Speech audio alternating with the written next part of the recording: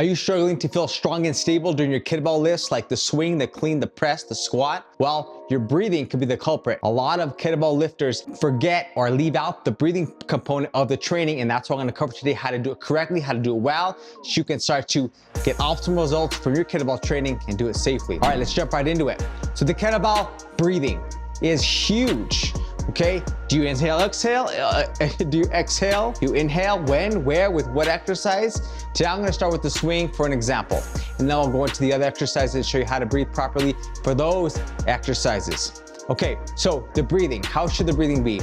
Generally, the breathing should be exhale as you exert the force, inhale on the way down. For example, on the swing, as you come up from the swing, you're power breathing, not just exerting. That's the important part, power breath, because your swing and your breath equals your power. If you're just exhaling outward, your abs aren't gonna be engaged. You're not gonna have as much power from your glutes as you power that valve forward to shoot from the backswing up into the swing. Okay, it should look like this.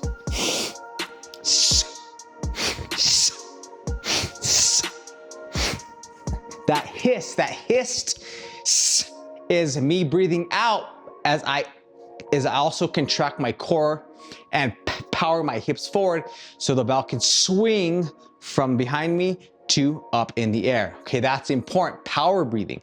And then I'm going exhaling on the way up, and then on the way down, as the bell comes down, an inhale a little bit through the nose, not a big, because you don't want your abs to relax. You want to keep your abs braced, okay? So that's the inhale up and down on the swing. So your diaphragm and the power breath becomes contracted and engaged when you can practice this. And this is what I recommend before you do a set of swings, is when you're set up, you do that same exhale that you're gonna be swinging with.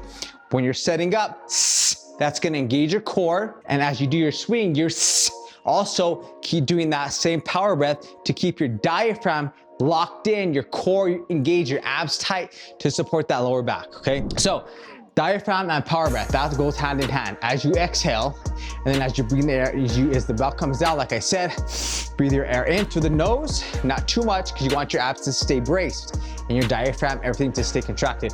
All right, and this is important, the timing of the breath, okay? It's not just breathing out when you're swinging it and breathing in. On the way down, you have to sync the timing of your hip power, your glute power with your breath. Okay, what do I mean by that? So as you're hiking the bell back, the bell's behind you, you should start already breathing out right as you come out of the backswing. You're at the top. When you're finished, when you're locked out and your hips are forward, your hips are forward, your glutes are engaged, knees are locked, your air's already out. So it should look like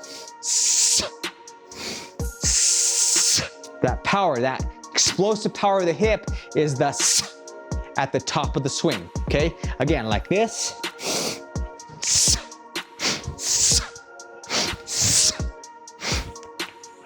Just like that, practice that. Once you get that timing down from the back to powering it forward, the bell's gonna shoot up a lot easier, it's gonna feel lighter, it's gonna shoot up a lot faster, okay? So power that, practice that, synchronize your hip power with the actual breath power of your swing, okay? And then we have right here, again, the hist, I want to cover that. Hist is the exhale, okay? And then on the way down, it's just a little bit of air through the nose, just enough to bring the bell back to the swing, backswing, and then do it again. All right, so that's the swing. How do you do this with other kettlebell movements, okay? Not just a swing. So the swing is a ballistic, it's an explosive movement. But for example, what if you're doing a kettlebell press? How do you breathe in? Well, let's talk about that. So when you're doing the kettlebell press, the exhale on the and the exertion still applies. So I'm pressing the bell up overhead, but I don't have any hip power to explode the bell. I'm already locked in. My power comes from, it's a grind. So the press is a grind. The swing is a ballistic. So power, explosive versus grind and press it to the top, okay? So your breathing should be, once you clean the bell up, okay?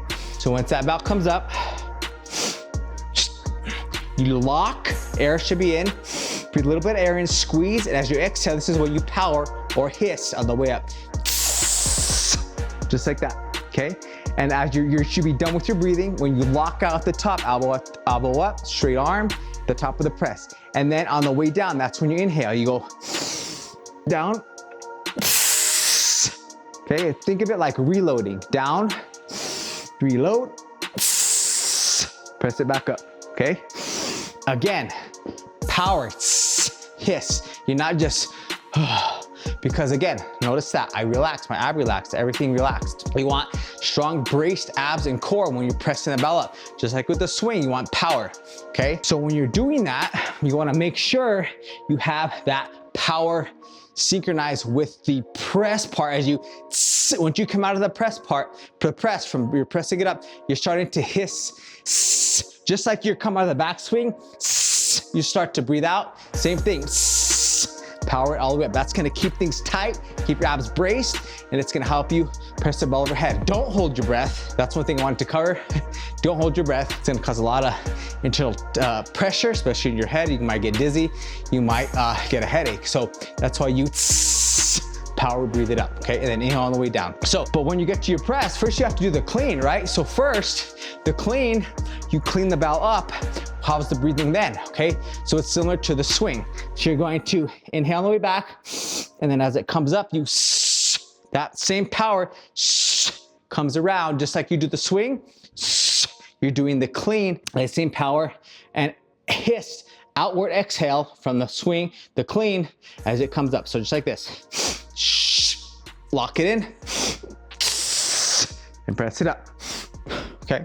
So practice that. So the clean is inhale on the way back, clean it up on the way up. So I'm show you like this. So just like that, okay? Power. So, because again, exhale, hissed on the exertion. You're getting the bell up from the backswing, so you have to power. And that's where that power hip becomes and you move the bell up and you roll it around into that clean position. Just like that, okay?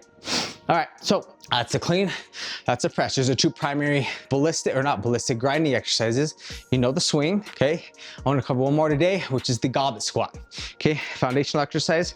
So that exercise is gonna be something that the timing is gonna be a little bit different. It's a longer breath because you have a longer range of motion. So what do I mean by that? So you're all the way down, and as you power it up, you're exhaling out, hissing up from the squat. Okay, but first you have to load, which is the inhale on the way down. So up with the bell, inhale as you pull down, and then power it up, okay? Down, inhale,